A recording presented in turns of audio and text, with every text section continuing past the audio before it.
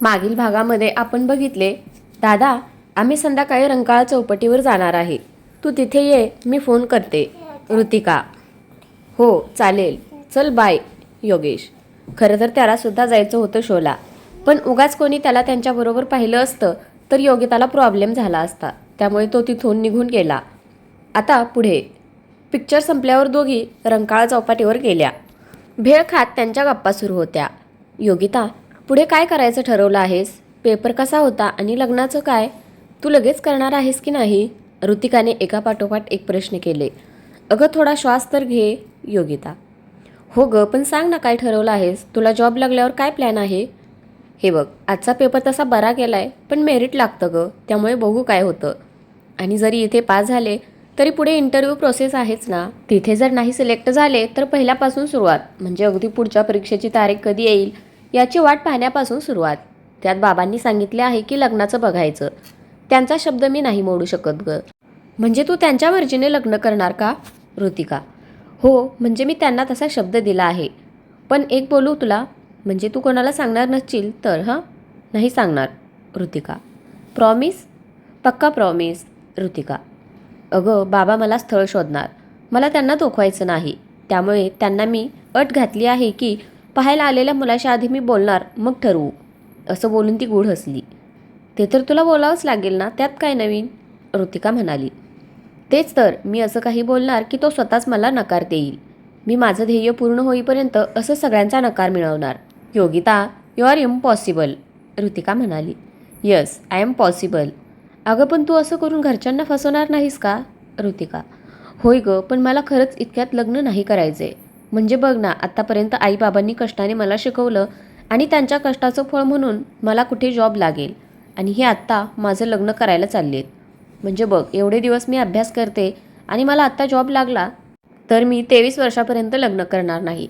थोडंफार त्यांना हातभार लावू शकेन ना, थोडंसं का विना त्यांचं भविष्य सिक्युअर करू शकेन ग. आणि समजा आत्ता त्यांनी लग्न लावलं आणि मला त्यानंतर जॉब लागला तर मला यांच्यासाठी काहीच करता येणार नाही, म्हणून मला लवकर लग्न करायचं नाही. योगिता: अगं पण त्याला दुसरा पर्याय आहे, तो म्हणजे तू होणाऱ्या नवऱ्याशी बोलू शकतेस तसं, की तुझ्या पगारातील काही भाग आईबाबांना देणार म्हणून. ऋतिका: अगं तू जे बोलतेस ना तसलं काही नसतं ग. एकदा लग्न झालं की त्यांच्या मर्जीने चालावं लागतं. आई वडिलांना पगार देणं सोड, साधं त्यांना एखादं गिफ्ट घेतलं तरी घरात वाद होतात. फक्त म्हणायला स्त्रियांना स्वातंत्र्य आहे. ज्यावेळी अशा गोष्टी येतात त्यावेळी सासरचाच हुकूम चालतो, आणि एखादीने त्यावर बोललं की मग आहे आईबाबांचा उद्धार. ज्यावेळी घरातले काही निर्णय असले त्यात ती बोलली की तुला आमच्या घरातलं काही माहीत नाही, आणि ज्यावेळी स्वतःच्या पगारातून माहेरच्यासाठी काही गोष्टी करायच्या असतात त्यावेळी आता हे तुझं घर आहे, तुझं लग्न झालंय ना, मग माहेरकडे ओढा कमी करा. योगिता तोंड वाकड करत बोलली. अगं पण सगळे तसेच असतात असं नाही ना. ऋतिका: अगं पण लग्नाआधी सगळे चांगलेच असतात, लग्नानंतर लगेच त्यांचे विचार बदलतात किंवा त्यांच्या मूळ रूपात येतात. म्हणजे बघ ना, माझ्या चुलत मामाची मुलगी बीटेक आहे, 1 लाख पगार होता मंथली. मामांनी कर्ज काढून शिकवलं होतं. जॉब लागून 3 महिनेच झाले होते, तोपर्यंत चांगलं स्थळ आलं म्हणून लग्न ठरवलं.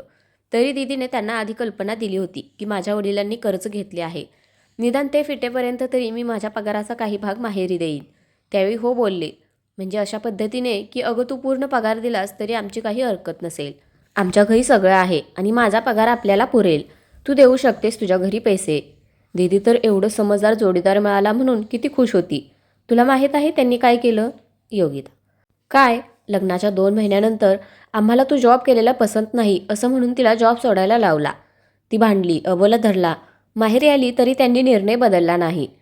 मामा मामींनी तिला जॉब सोडायला लावला आणि तिला सासरी पाठवली. मग बघ काय उपयोग झाला तिचा इतका शिक्षण घेऊन, काय उपयोग इतका अभ्यास करून. मामा तर अजून ते कर्ज फेडत आहे. योगिता: श्रेयाच्या मावशीची मुलगी, तिचं पण असंच झालं. लग्नाआधी तिने सगळं सांगितलं की मी माहेरी मदत करणार, तेव्हा ओके बोलले, आणि लग्नानंतर घरी पैसे द्यायचे असतील तर जॉब करायचं नाही बोलले.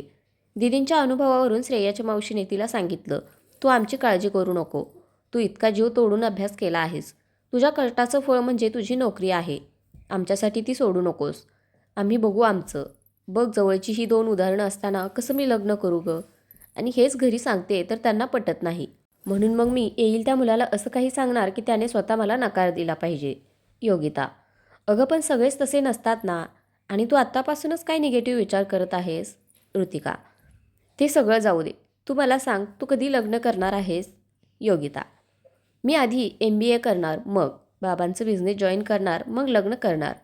ऋतिका: हे भारी आहे तुझं, म्हणजे तू स्वतः लवकर लग्न करणार नाहीस आणि मला मात्र लग्नावर मी लग्न करावं म्हणून लेक्चर देतेस. अखेर माझा काय आहे?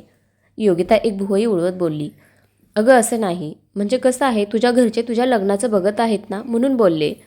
योगेश दादाचं लग्न झाल्याशिवाय मी लग्न करणार नाही आणि तसंही माझ्या घरच्यांना माझ्या लग्नाची घाई नाही आहे. ती स्वतःला सावरत बोलली. ठीक आहे, पण मला पटलं नाही कारण. चल निघूया, वेळ झालाय. तुझा दादा आलाय ना, आता रिझल्ट दिवशी भेटू. तुझी एंट्रान्स असेल ना MBAची, चांगला अभ्यास कर. All the best. चल निघूया असं म्हणून ती बाकड्यावरून उठल्या. त्या बागेतून बाहेर पडल्या. समोर योगेश उभा होता. दोघांना बाय करून योगिता तिथून निघून आली. योगेश ऋतिकाही घरी आले. रात्री योगेश आणि ऋतिकाचा गोंधळ चालला होता. योगेश तिच्या मागे लागला होता योगिताचे लग्नाबद्दलचं मत जाणून घ्यायला, आणि ही उगाच ताणत होती. तिने माझ्याकडून प्रॉमिस घेतलाय की मी कोणाला सांगणार नाही. ऋतिका: सांग ना यार, काय म्हणाली ती? योगेश: दादा, तुला वाईट वाटेल ना म्हणून सांगणार नाही मी तुला. सोड ना तू, जाऊन झोप तू, उद्या तुझी मीटिंग आहे ना. ऋतिका: ए सांग ना, जास्त ताणू नको, काही असू दे, मला वाईट वाटणार नाही. योगेश: दादा, अरे तिचं कोणावर तरी खूप प्रेम आहे, त्यामुळे त्याच्यासाठी ती लग्न नाही करणार. ऋतिका: योगेश चेहरा पाडत तिथून उठून बाहेर जाऊ लागला. त्याचे डोळे भरले होते. बघ दादा, मी म्हणालो होतं ना तुला वाईट वाटेल, ऐकलं नाहीस तू. अरे ती लहान असल्यापासून त्यांच्यावर प्रेम करते, मग त्यांचा विचार करणार ना ती, मी ओळखते त्यांना. ऋतिका: ऋतिका, जास्त एक्सप्लेन करायची गरज नाही. समजलं तिच्या आयुष्यात दुसरं कोणी आहे. मी उद्याच बाबांना त्यांना फोन करून नकार कळवायला सांगतो. योगेश जड आवाजात बोलला. अरे पण तू नकार का कळवतोस? ऋतिका: ऋतिका, तुला वेळ लागले का? तिचं कोणावर तरी प्रेम आहे आणि तरीही मी होकार देऊ? योगेश रागात बोलला.